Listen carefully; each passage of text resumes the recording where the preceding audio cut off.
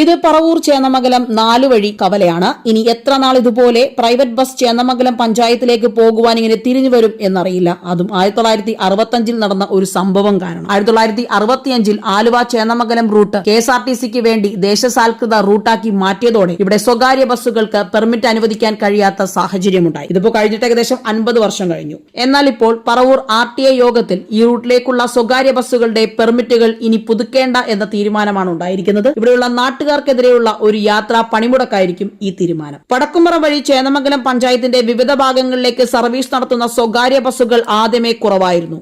അവ കൂടി നിന്നാൽ എന്താകുമെന്നുള്ളത് കണ്ടറിയേണ്ട ആവശ്യമില്ല.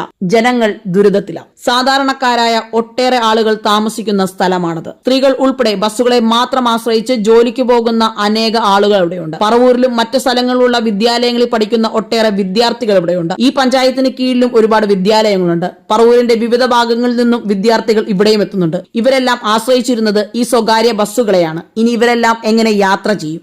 ഇനി ഈ റൂട്ട് KSRTCക്ക് വേണ്ടി ദേശസാൽകൃത റൂട്ടാക്കി മാറ്റിയെന്ന് തന്നെ ഇരിക്കട്ടെ. ഇവിടെ നിലവിൽ ഓടുന്നത് 3 KSRTCകളാണ്. 2 KSRTCയും ഒരു ഗ്രാമവണ്ടിയും. നിലവിൽ 15ഓളം സ്വകാര്യ ബസ്സുകളാണ് ഈ റൂട്ടിൽ സർവീസ് നടത്തുന്നത്. ഈ 15 ബസ്സുകളെ റീപ്ലേസ് ചെയ്യാൻ നിലവിലുള്ള ഈ 3 KSRTC ബസ്സുകൾക്ക് പറ്റുമോ?